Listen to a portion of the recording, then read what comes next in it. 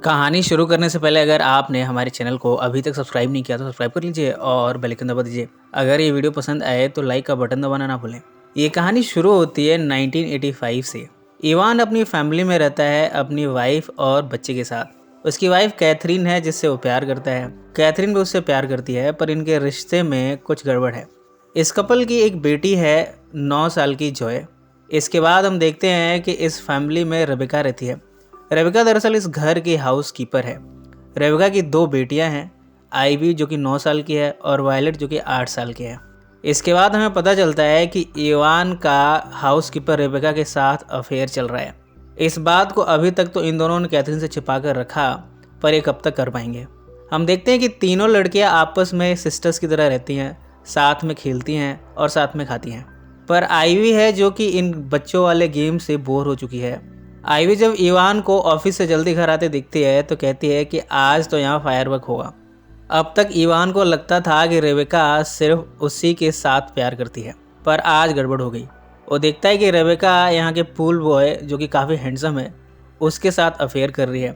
दोनों आपस में जब संभोग कर रहे हैं तब इवान इन्हें कैच कर लेता है। इवान यहाँ आकर रेबेका को डांटता है। रेबेका और इवान में काफ़ी लाउड आर्गुमेंट होती है। इस तेज़ आवाज़ को कैथरीन सुन लेती है। वो गार्डन में थी पर आवाज़ वहाँ तक पहुँच गई। अब जब कैथरीन ने इन दोनों की बातें सुन ली है तब वो अच्छी तरह फिगर आउट कर चुकी है कि इन दोनों के बीच क्या चल रहा है। कैथरीन इवान को नहीं छोड़ सकती क्योंकि उसे अपनी फैमिली बचानी है, इसलिए उसने रेबेका को इस घर से जाने को कह दिया है। रेबेका मजबूरन अपनी दोनों बेटियों के साथ यहाँ से चली गई। इसके बाद कहानी 11 साल आगे आती है। समय आ गया है 1996 का। उन दोनों लड़कियों में से छोटी वायलेट अब खूबसूरत यंग लड़की बन चुकी है। हमें दिखाया जाता है कि वो वापस इस घर में आई है। यहाँ वो जॉय से मिलकर फिर से रीयूनाइट होती है। वायलेट जॉय से कहती है कि वो यहाँ पर समर टाइम स्पेंड करने आई है, उसके पास रहने की जगह नहीं है। वो बताती है कि यहाँ वो वेट्रेस की जॉब करेगी और तब तक उसे रहने का ठिकाना चाहिए। यहाँ वो झूठ भी बोलती है कि यहाँ लोकल जूनियर कॉलेज में वो एडमिशन भी चाहती है। जॉय उसकी बातों को सच मान लेती है और उसे अपने यहाँ रहने का ठिकाना दे देती है। यहाँ पता चलता है कि कैथरीन अब मर चुकी है। इस बात को कुछ साल हो चुके हैं। कैथरीन वाला रूम जॉय ने वायलेट को दे दिया। इसके बाद हमें जॉय की लाइफ के बारे में पता चलता है। वो एक टेनिस स्टार बनती जा रही है। उसका भी बॉयफ्रेंड है माइकल येल यूनिवर्सिटी में पढ़ता है। इनकी प्लानिंग है कि माइकल शादी के बाद जॉय के फादर के बैंक को संभालेगा। कुछ दिनों के बाद हमें दिखाया जाता है कि यहाँ पर एक लेट नाइट पार्टी हो रही है। यहाँ जॉय के सारे दोस्त हैं जो कि आपस में बातें कर रहे हैं, पर वायलेट अपने आप को काफ़ी अलग थलग महसूस कर रही है।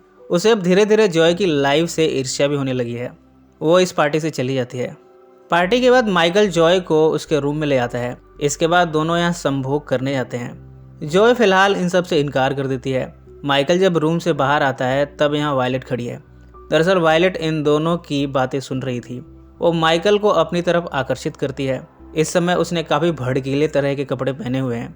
इन सब से माइकल के अंदर काम वासना जगती है। वायलेट यहाँ माइकल का मुख मैथुन करती है। वो यहाँ माइकल से ये भी कहती है कि हम दोनों गलत जगह पहुँच गए हैं। धीरे धीरे वो माइकल को अपनी तरफ आकर्षित करना चाह रही है। वायलेट का जॉय की लाइफ के साथ ऑब्सेशन बढ़ता जा रहा है। अब वो जॉय से जुड़ी हर चीज़ को डिस्ट्रॉय करना चाहती है। उसके सारे रिश्तों को ख़त्म करना चाहती है।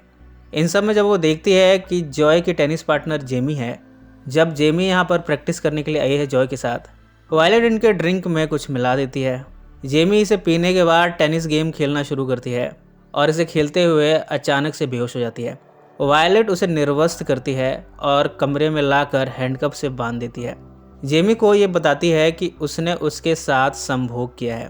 पहले तो जेमी को वायलेट पर भरोसा नहीं हुआ, पर बाद में उसे अपने आप से ईर्ष्या होने लगी। जेमी यहाँ पर डर जाती है और अंत में इस घर को छोड़कर भागने में कामयाब हो गई। अब वायलेट जॉय के बॉयफ्रेंड माइकल से भी बदला लेना चाहती है। दरअसल वो माइकल को अपनी तरफ आकर्षित करके जॉय को डिस्ट्रॉय करना चाहती है। पूल के पास जब वो देखती है कि माइकल है तब वो उसे कन्विंस करती है। वो उसे बताती है कि जॉय तुम्हारे साथ बहुत अनफेथफुल रही है। इसके बाद वायलेट उसे अपनी तरफ सेड्यूस करना शुरू करती है। इन सब के दौरान माइकल को वायलेट के इरादों का पता चल गया। वो उसे कहता है कि अब मैं तुम्हें दोबारा नहीं देखना चाहता। अब वायलेट का अगला निशाना है इवान। उसके लिए भी उसने वही तरीका इस्तेमाल किया है। वो पूल से अर्धनग्न अवस्था में निकलती है। इवान उसे देखकर कामना से ग्रसित होता है। इसके बाद वायलेट इवान की मरी हुई वाइफ कैथरीन के कपड़े पहनकर उसके सामने आती है। इस तरह वो धीरे धीरे इवान को अपनी तरफ आकर्षित कर रही है। इस घर में आजकल हाउसकीपर है मिसेस बी। वो धीरे धीरे वायलेट के इरादों पर संदेह करने लगी है। वो वायलेट को डांटती भी है। इस तरह वायलेट और मिसेस बी में आजकल दुश्मनी चल रही है। मिसेस बी वायलेट से कहती है कि वो बहुत जल्द उसके इरादों को नाकाम कर देगी और उसके बारे में सबको बता देगी। इसके बाद हम माइकल को देखते हैं जो कि वायलेट को कन्फ्रंट करता है स्ट्रीट वॉकिंग के दौरान। वो उसे कहता है कि मुझे पता चल चुका है कि तुम्हारे इरादे क्या हैं। तुमने मुझे ड्रग्स दिया और इसकी वजह से मैं इंटर्नशिप खोने वाला हूँ बैंक में। तुम मेरे करियर को बर्बाद करने पर तुली हो। वो वायलेट को वार्न करता है कि तुम जल्द से जल्द जॉय के घर को छोड़ दो वरना मैं सबको सच बता दूंगा। ये बात वायलेट को पसंद नहीं आई। जब माइकल इस घर में आता है तब यहाँ पर वायलेट उसे नॉक करती है, उसे बेहोश करती है और फिर उसके अंदर ड्रग्स इंजेक्ट करती है। ड्रग्स के ओवरडोज की वजह से माइकल मर गया। इसके बाद हम जॉय को देखते हैं जो कि टेनिस मैच हार कर वापस घर आई है। घर में उसे सारी चीज़ें बिखरी बिखरी मालूम पड़ती हैं। यहाँ उसे पता चला है कि माइकल की डेथ हो गई है। इसके बाद वो अपने फादर के रूम में जाती है। यहाँ वो देखती है कि उसके फादर और वायलेट आपस में संभोग कर रहे हैं। ये सब देखकर जॉय को ईर्ष्या होने लगी है। वो यहाँ से जाने लगती है। एवन वायलेट से कहता है कि तुम्हें अब यहाँ से चले जाना चाहिए। वायलेट यहाँ से नहीं जाना चाहती।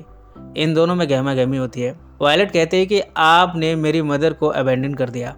ना आपने मेरी मदर को जाने दिया होता और ना ही हम सब की लाइफ इतनी ख़राब हुई होती। वो यहाँ कहती है कि वो इवान से बदला लेकर रहेगी। उसे अच्छी तरह मालूम है कि इवान की हार्ट कंडीशन आजकल क्या है। वो उसे गराज में प्लेस करती है। यहाँ वो कार इंजन को ऑन करती है। कार्बन मोनोऑक्साइड के थ्रू वो इवान को मारना चाहती है।